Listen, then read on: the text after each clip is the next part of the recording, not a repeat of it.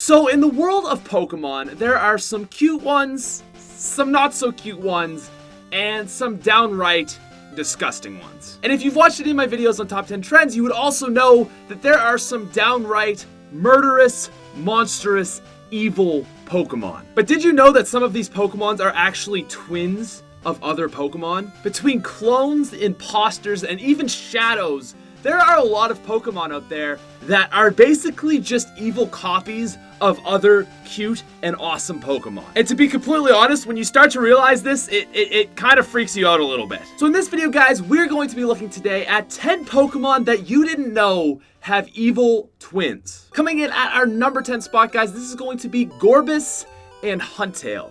Now, these Pokemon are related through their pre-evolution Clamperl. So basically, how it works is with Clamperl, you give it a different item, and that will determine whether it evolves into Huntail or Gorebyss.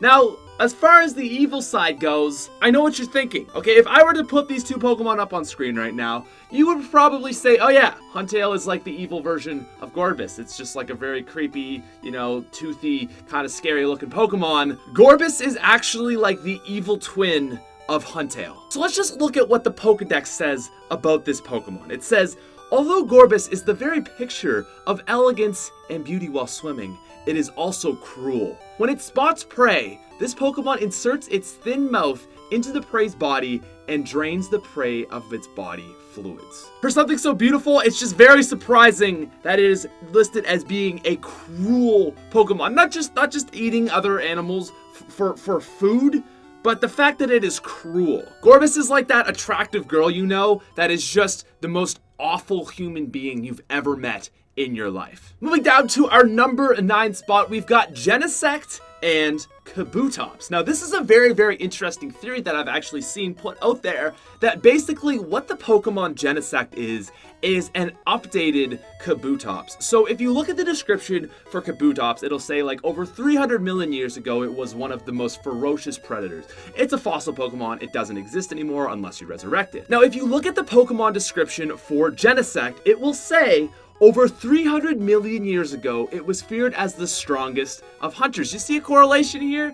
It has been modified by Team Plasma. Now, for those of you that may not know, Genesect is not a nice Pokemon. Genesect is actually like a pretty evil, downright Pokemon. Team Plasma gave it a rocket on its back. In the anime, it's got like a gang of different ones. There's a red Genesect, and they're just like evil and terrible. Now, Kabutops may not be the nicest Pokemon out there, but let's be honest, again, it's just a predator. It's not this evil killing machine that has a cannon strapped on its back. But basically what has happened, as far as the theory goes, is that Team Plasma took a Kabutops, made it evil, and gave it a giant gun. Alright, so moving down to our number 8 spot, guys, and this is a little bit subjective.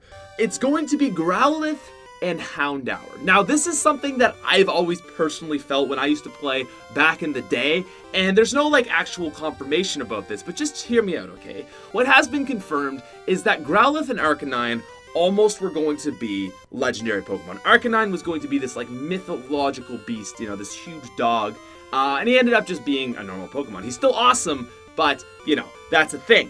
And in Gen 2, they released, the counterpart to Arcanine. Arcanine is this, beast that's, it's good, and it's gracious, and it's awesome, and Houndoom is the counterpart to it. And if you think about it, Growlithe and Houndour are two little pups that haven't grown into their full forms yet, but they're little and they're innocent, but their paths are going to go very, very different. One being this great, awesome Pokemon, and the other being this dark type. Now, moving down to our number 7 spot, did you know that Milotic, the gracious, beautiful Milotic, actually has an evil twin?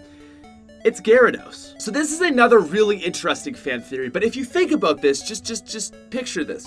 We've got Magikarp and Feebas, two terrible fish Pokemon that no one cares about, no one wants. They're ugly, they're gross, and then they evolve into powerhouses of Pokemon. And more than that, giant, majestic water animals. Water dragons, I guess? Water creatures, okay? Milotic is known for its graciousness and its beauty and just being this awesome, just gorgeous, amazing looking Pokemon.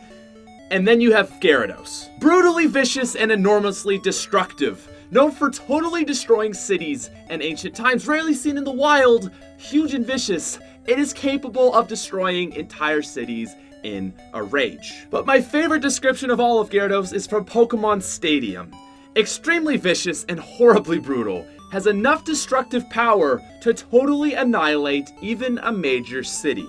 LA, you're gone. New York, you're gone. Tokyo, gone. Gyarados is a killing machine and is, like, seriously, just evil. Evil, very evil. Still a pretty cool Pokemon though. Moving down to our number 6 spot, we've got a duo that I have always been a huge fan of, and it is Espeon and Umbreon. So I think this one is pretty obvious.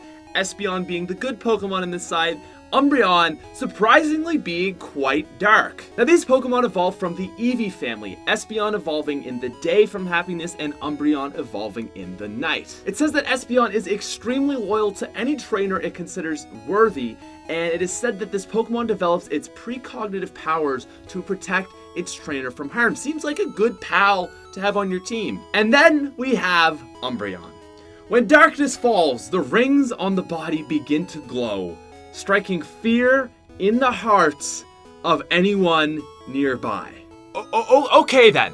Yeah, that escalated quickly. Now moving down to our number 5 spot, we've got a classic, a very obvious one. It's Pikachu and Mimikyu. So this is one that I think is actually very cool. They've tried to rehash Pikachu so many times. Okay, we've had Pikachu and then Meryl and then Plusle and its counterpart and on and on and on, always trying to make new versions of Pikachu, and it's just never, like, listen, Pikachu's Pikachu, everyone likes Pikachu, but we're not gonna, like, no one's gonna like a remake of Pikachu until Mimikyu came along, because it's like this dark, evil version of Pikachu. It's a ghost type, and basically it's just wearing a Pikachu disguise, and I really think that that is the essence of Evil Twin. It is Pikachu's evil imposter. Okay, now moving down to our number 4 spot, we have Helix and Dome, Ammonite and Kabuto. So this is only going to make sense if you guys know anything about Twitch Plays Pokemon. Basically, it was this event that happened on Twitch where users could input things into the chat, and this guy basically made a program that would take that chat and input those directions into the game so that basically people watching on Twitch could control the Pokemon character. It was honestly one of the greatest things to happen to the internet, and one of the biggest lores behind it was Kabuto and Ammonite. The Helix fossil, which was the lord, the savior to save our, like basically beat the game and love everything, and then Kabuto. If anything bad happened, people would blame it on the Dome fossil. It was crazy, crazy fan theories and all kinds of stuff. I had to throw Helix in on this one. Praise Helix. Okay, now moving down to our number 3 spot. This is going to be Mew and Mewtwo. A very obvious one. Again, I'm sure you guys all probably know this, that Mew is the predecessor to Mewtwo. I mean, that only makes sense. But really though, Mew and Mewtwo are in a sense good and evil, compassion and despair. Mew is a kind, generous Pokemon that's seen in the anime and in the movies is friendly towards all Pokemon and all human beings.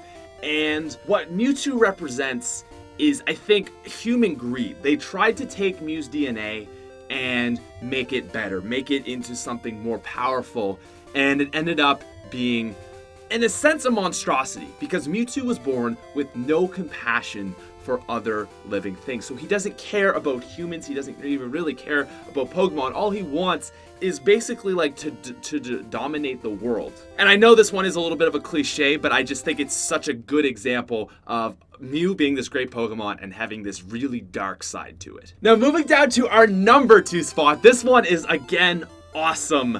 This is Arceus and Giratina, the God and Devil Pokemon. I don't think there is a better example of a Pokemon having an evil counterpart or an evil Pokemon having a good counterpart than these two Pokemon. So it's pretty common knowledge that Arceus is known as the God Pokemon. I mean, a simple Google search will show you that much. But did you know that Giratina is actually based off of the devil? So if you want to go deep into the Bible and stuff, you'll know that the devil was actually once an angel that he did something bad and he just had he got punished for it and he descended down into the depths of hell. And that's kind of how he got his whole shtick. Well, if Arceus is God, then Giratina is most certainly the devil, because basically Giratina was once a good Pokemon and it was banished to another dimension for doing horrible, evil things. Again, I can't think of a better, more flat out, obvious example of two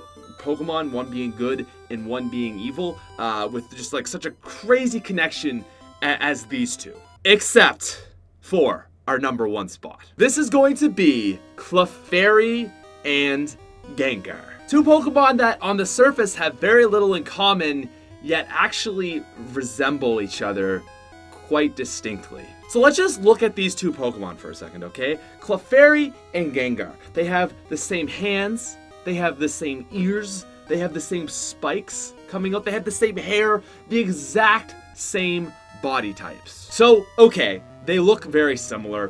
Whatever, Patrick. How could Gengar possibly be Clefairy's evil shadow? But did you know that Gengar is known in the Pokedex as the Shadow Pokemon? And furthermore, you can't hurt your shadow. Think about it. Gengar is a ghost type. Clefairy is normal.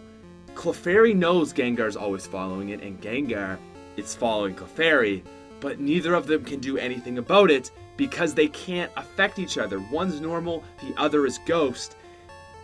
Whoa. That theory just honestly gives me the chills a little bit. It is so creepy to think that Gengar is just basically Clefairy's not even evil twin, but evil self. It's pretty mind-blowing. But anyways, guys, that is going to be the video for today. I really hope you enjoyed this one. If you did, please feel free to drop us a like and subscribe to the channel if you are new. This one took a lot of research and a lot of effort, so if you enjoyed, it would really mean a lot to me. But anyways, guys, if you want to check out another Pokemon Top 5 I did, feel free to check that out, or maybe a Zombies Top 5. And thanks for watching. I'll see you later.